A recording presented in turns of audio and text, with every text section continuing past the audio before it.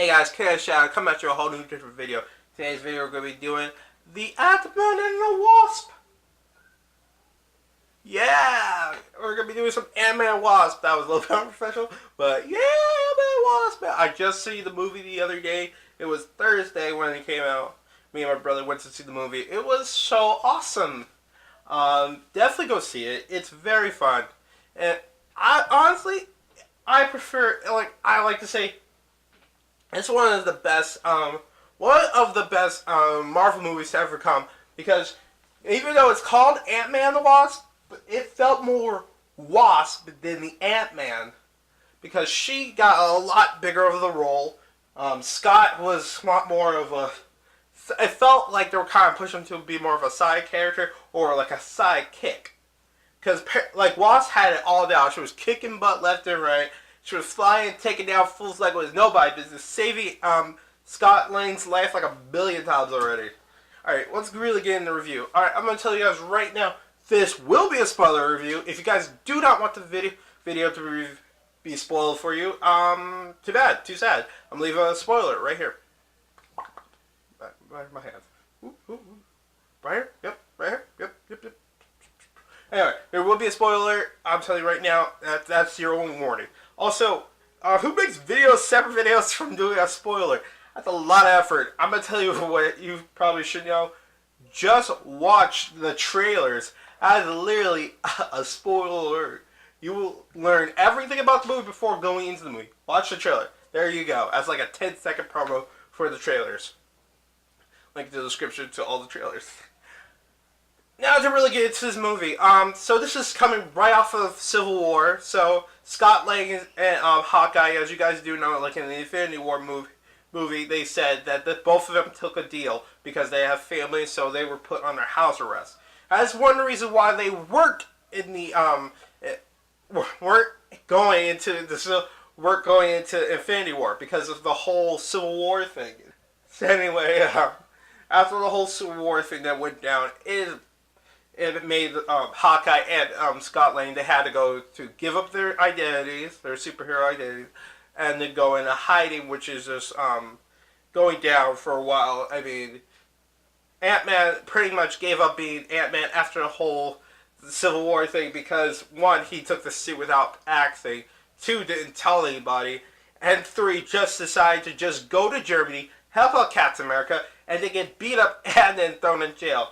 Like, I think it was a part of the trailer, but she's like, if I was with you, would you, if I asked you, would you come? This is Scott Lang talking to Hope, as like actor, like, hey, if I asked you to come with me to Germany so we could fight Iron Man and his team, would you come? She's like, yeah, if you asked me, I might have come, and if I would have come, you wouldn't have never gotten caught. I was like, oh snap! She said you ain't got no skills, Scott.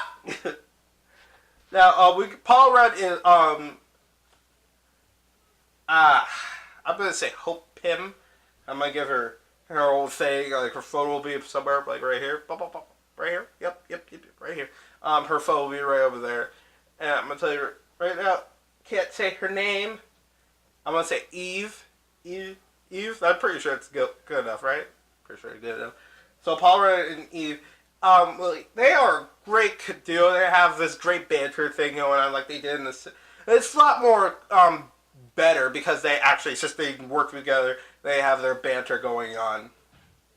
And you still have Hank Pym, who's like the biggest tool. Oh my goodness, he's the biggest tool ever. I love Michael Douglas. He is so funny. He brings Pym to a whole different definition of a jerk, and why people are so angry at him all the time. So the whole story really is, Scott has a dream during his house arrest. He calls up, he used his phone that he has, calls up Hank and Hope, and tells them that he had a vision about the Wasp, which is played by Michelle Pfeiffer. Her name will also be right here. Yeah, right here. Her name's right here, so it's going to be a photo over there. Janet Van Dyne, the original Wasp. And so he had a dream. Apparently, she put a tenet in Scott's brain during his whole microverse adventure during the first Ant-Man. And I just want to get this off my chest. There's something that's been bothering me for a while. I love, if you guys ever seen Game Theory, or Film Theory, or Game Theory, well, pretty much the same thing. I love the heck out of Matt Pat, because he is so funny. So much fun. And got this, like, this very energy, like, that makes everyone happy. But, like, he was wrong by a few things, and a few things is about, like, Ant-Man, like how he just said that whole thing, like him growing, it was out of nowhere. Has no one ever seen the first Ant-Man movie? Because I have it right here in my whole movie collection. And I was rewatching it, and I was like, they re-showed the whole Ant-Man scene of him using the disc that makes him bigger, and combining it with the shrinking for, and just made him grow so he grew right out of the microverse. That's pretty much what he did. Did no one see that? Because I've seen that, and that's pretty much how he did that. He overrated it. I mean, like, seriously, nobody remembers that happening? It's just me. It was just something that was irritating. People's like, oh, why you just started to grow for no reason? I was like, do you guys not remember the first Ant-Man movie? Because he literally did that, and, like, logic dictates, if I could grow this big out of the microverse, could I grow bigger? I'm just saying, logic dictates that he would test out that type of technology, and they were testing it out with him too. So anyway, off topic. So anyway, during the movie, Hope and Hank are on run from after the first Ant-Man movie, the whole terrorist attack thing and destroying his own company, and then after what Paul Rudd as Scott Lang did, after the whole Civil War thing that happened, they're hunting down the original Ant-Man, and Hope would come along with them because that's her father. So right now they were using this technology to go back to the microverse, and they're going to be shrinking themselves right back down to go to the microverse to save Janet. Because as you know, in the first Ant-Man movie, Hank Pym told what happened to Janet. She shrieked into get into the main crack of one of the missiles that was heading to America, and she shrank far enough that she could get in and destroy it. But in doing so, she messed with the shrinking meter, and she shrunk just too far, and then she was gone from our reality and shrinked right into the microverse reality. Now, this is the thing that always gets like real scary, because this has happened to Ant-Man a few times, and he's never been really prepared for stuff like that. I mean, he's gotten better about it, because, you know, he's a superhero, he's also a genius. But this same thing happened to the original, happened to the Atom. This is the Atom from, the original, there's like three Atom, from DC Comics. He had this happen to him, but he was a lot more prepared for this, because, like, his body is based more on dwarf star technology, while the Ant-Man is based on more chemicals, which could unbalance the brain, which makes him, unfortunately, aggressive, temperamental, and rude and uncourteous, and start building on that always, and then start getting pushed around, and just starts building up to a chemical misbalance in the brain, and start turning you to a horrible person. That's pretty much what happened with the Ant-Man, the original Ant-Man, and that's probably one of the reasons he really wanted to quit being Ant-Man, because it was just too much stress on on the brain and the body. Shrinking down that side and growing again, it's not easy on the body to do all that. Instantaneous, how they're doing in the movie, how he was shrinking down and growing back up to deliver those punches. That's just not easy on the body. The body wasn't meant to do that all the time. So anyway, back to the story. After he tells them, they sneak him out, and then they try to get all the information he could. Now, they had this little weird Freaky Friday situation. This Freaky Friday, the Wasp was communicating through Scott Lang's mind, and took over for a good minute. And they had this, she was figuring out where she was exactly, and what type of thing they had to use to get her. Where she was exactly, but that's what all there really was missing, and what particular time, because this was locked into a time, because if they find it, if they have at least 50 years, it took 50 years just to find it, and for her to be settled out in one spot, but if they miss it, it's another century or 50 years or another couple of years for them to even be able to find it again. So they just found it. This is her location. That's where she's going to be for at least, through the movie, at least 2 hours where she's going to be. And like when Hank went into the microverse, he had at least 15 minutes to get her out, or it'll be game over, and it'll be hard as heck getting back through the microverse back to the reality of the actual world. So that was the whole like storyline. Now we had Ghost. Ghost is played by Hannah John Kamen. I actually did some research on her. Yeah, I do. You know your boy. You know your boy. Anyway, and some research on her. She was actually a Game of Thrones character. I've never seen really I saw a little bit of Game of Thrones. I have mixed feelings about it. So anyway, she's a British nationally. She has a really strong British accent. They let her use her British accent, unlike Tom Holland or Doctor Strange, Benjamin Cumberbatch. That's the most annoyingly weirdest name to say. Benjamin Cumberbatch. We do like a fancy British accent. So she was taken in. Her parent, like it's pretty much a long story. So Hank used to work with her father. Her father was working on some sort of density shifting technology. But Hank saw like it wasn't going anywhere, so he had him discredit and kicked out of S.H.I.E.L.D. This was during when Hank was working with S.H.I.E.L.D. So after he got discredited, he decided to build it himself using under means of technology. Unfortunately, his family was there at the time. It fully overloaded, and the only person who would survive was the Ghost. And that would be Hannah over here. That's not her name. I tried to find it, couldn't find it. The Ghost, her family died, and she was taken in by S.H.I.E.L.D.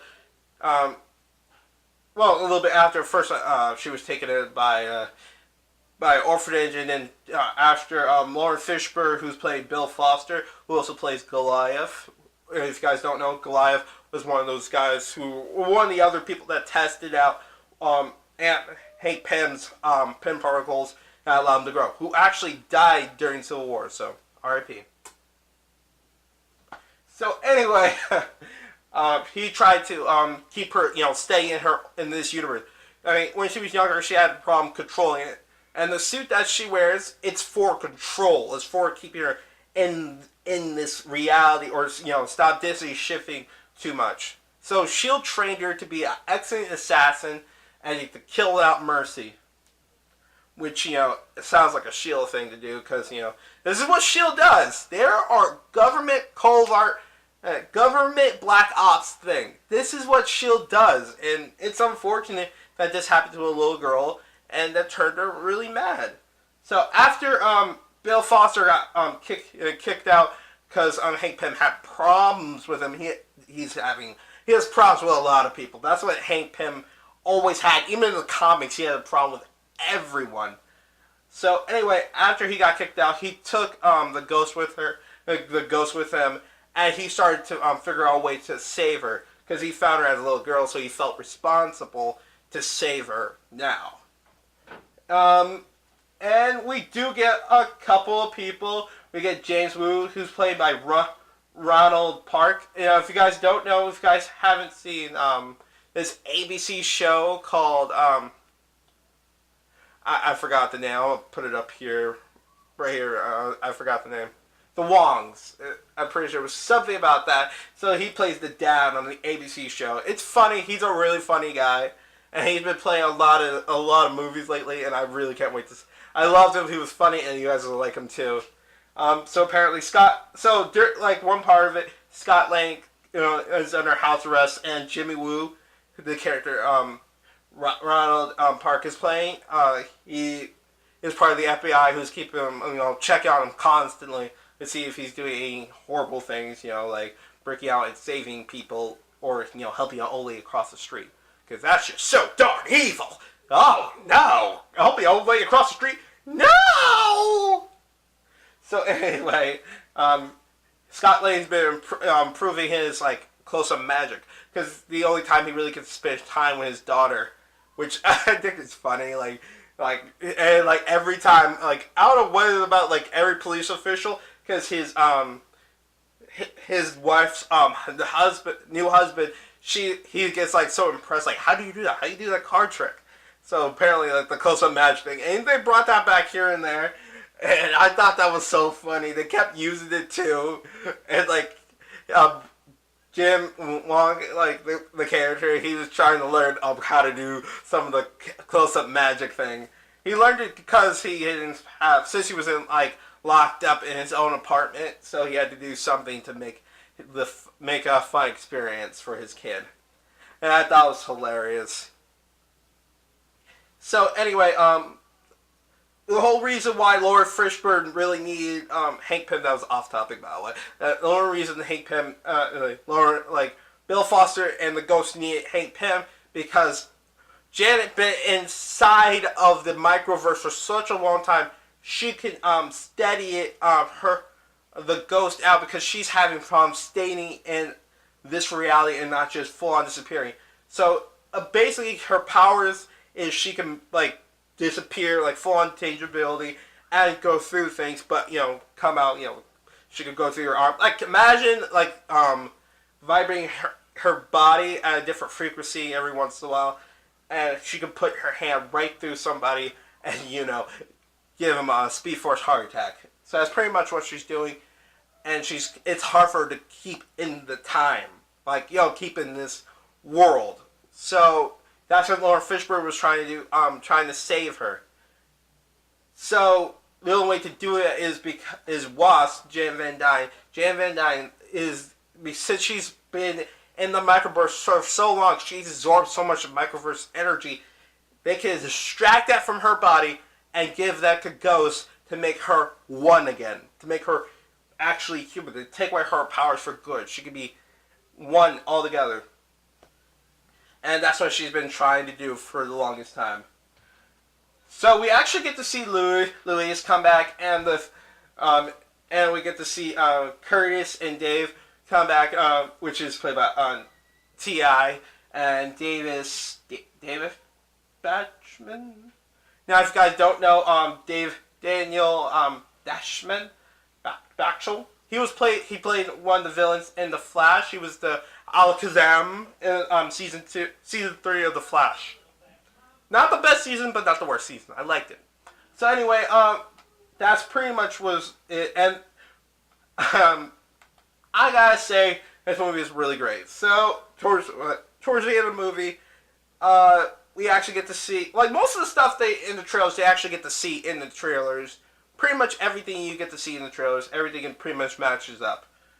So anyway, Hope is having problems trusting Scott, since Scott didn't tell him about the whole Civil War thing, is angry about a couple other things, warning she could trust him again.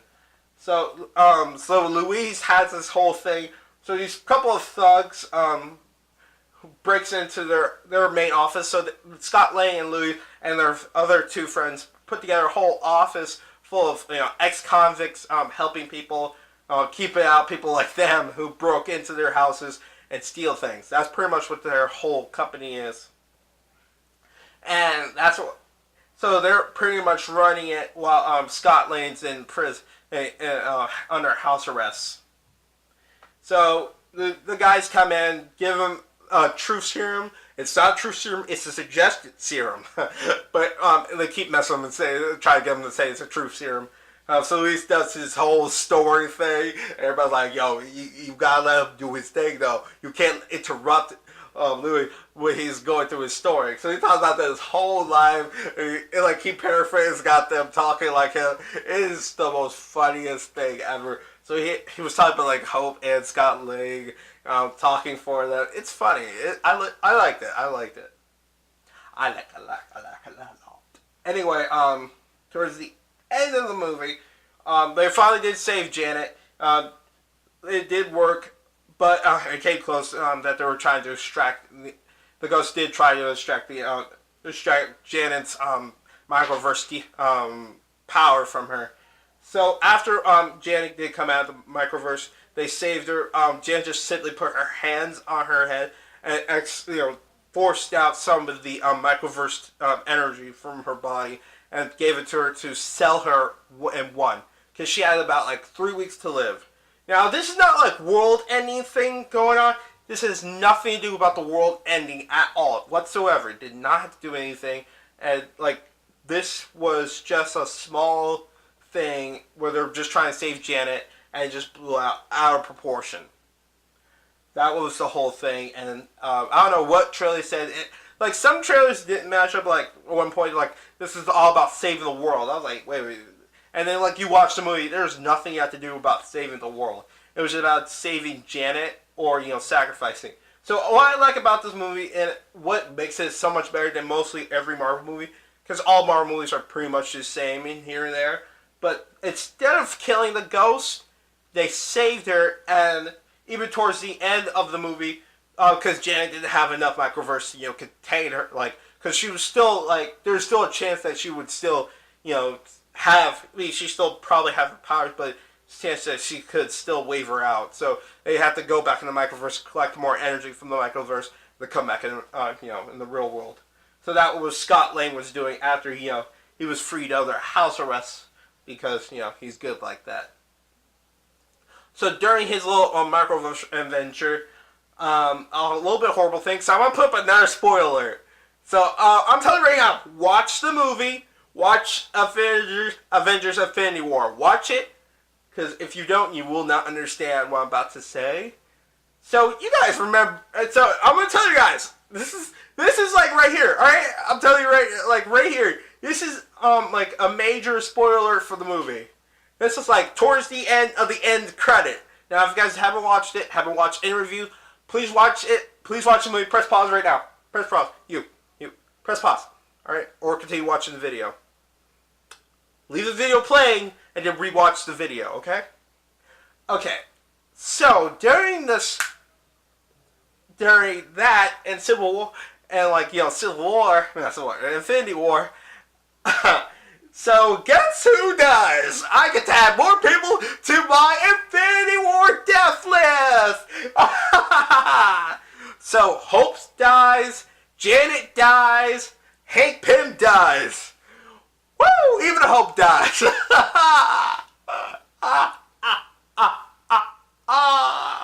And just left Scott in the microverse, so that sucks. Yeah, they died just as he was about to get out of the microverse, to pull him back. I was like, oh my goodness. That's the most darkest thing ever, too.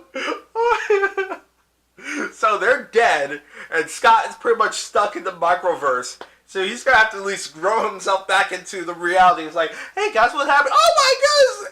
Like, what happened here, guys? Achoo! Why is there dust everywhere? Oh, man, what this dust? Gets a call from Captain America. It's like, what's going on, Captain? Captain? It's like, I gotta tell you something. The whole world half the world is dead. Like, what are you talking about? Has anyone you care about died? They're like, what? Oh, no. I gotta call you right back. I called my daughter to see she lived. It's like, oh, go ahead. Yeah, sure. I'll be on hold. Oh my God, my daughter's dead! Captain America, no! I don't know if she's dead. I don't know. That's my idea of what that would be happening with Scott Lang. So, and also towards the end of the movie, you know how like they say like the superhero will return and like so Ant-Man and the Wasp will return ? So they might return. That's such a dark. That's so dark. So I gotta say, love this movie. I give it 8.9 out of 10. It's so good. It is so good, guys. Please watch this movie. Please support it because this is pretty much a more women-driven. Like I said before, this is the Wasp movie, and Ant-Man's pretty much just a cameo in it because this is more of a focused movie on the Wasp, and less focus on Ant-Man. They focus on Ant-Man here and there, but this is mostly a Wasp-centric movie to deal with the Wasp, the past Wasp, the future Wasp. and like how strong of a female character the Wasp really is, and she really is. She is a great character, and most people say like, why don't you give Marvel? You don't give her own movie. We might get a Wasp movie. We might. It might be like a split-off movie, like something horrible happens in the Ant-Man movie, and they pick it up at the Wasp movie and clean up everything, or something happened in the Wasp, something horrible happened in the Wasp movie, and they pick up in the Ant-Man movie. Whatever, what they want to do, split the three to two movies, like all those book movies. So anyway, I gotta say, this movie is such a great movie. Please bring everyone that supports the movie. It's so much fun. There's certain things that will make you scratch your head, like how did she live? Like how did the Wasp live so long without food or water and still age? That made no sense. So that just don't do the math or do anything because that will just make your head hurt. So I gotta say one thing: I like this movie, enjoyed it, and please like and comment below. Also, if you guys want to watch any more videos, I will show you guys can watch on my main channel, Khaos Shadow. Alright guys, peace.